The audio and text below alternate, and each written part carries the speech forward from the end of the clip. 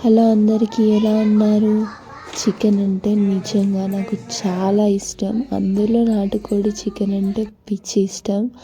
So నాటుకోడి చికెన్ని నీట్గా క్లీన్ చేసుకొని పసుపు, ఉప్పు, కారం, అల్లం వెల్లుల్లి పేస్ట్, మసాలాలు వేసుకొని మంచిగా మ్యాగ్నేట్ చేసుకోవాలి. మసాలాలన్నీ చికెన్కి మంచిగా పట్టాలి అంటే ఒక 20 minutes పక్కన పెట్టుకోవాలి. తర్వాత ఒక కడాయిలో ఆయిల్ వేసుకొని మసాలాలన్నీ ఫ్రై అయిన తర్వాత చికెన్ని యాడ్ చేసుకోవడం, మంచిగా మిక్స్ చేసుకొని ఒక 20 minutes లో ఫ్లేమ్లో పక్కన తర్వాత ఫ్లేవర్ కోసం ఒక టమాటో మాత్రం యాడ్ చేసుకోండి. It is optional. సో ఇక్కడ మేము 4 మామిడి ఆకుల్ని వేస్తున్నాం, ఎందుకంటే చికెన్ ఉడికిందా లేదా అని ఆకుల్ని చూసి తెలుసుకోవచ్చు. తర్వాత ఒకసారి అంతా మిక్స్ చేసుకొని మీకు నచ్చినంత క్వాంటిటీ, అంటే మేము ఇక్కడ 1 glass ఆఫ్ వాటర్ని యాడ్ చేస్తాం. అంతే, ఒక 40 minutes లో ఫ్లేమ్లో కుక్ చేసుకుంటే మన కర్రీ రెడీ. మేమైతే ఇక్కడ బగారా విత్ నాటుకోడి తింటున్నాం. ఇంకా రాగి సంగటి అయితే కిరాక్ ఉంటుంది. సో లాస్ట్లో మా లంచ్ మాత్రం ఇలా ఐస్ క్రీమ్తో ఫినిష్ అయిపోయింది.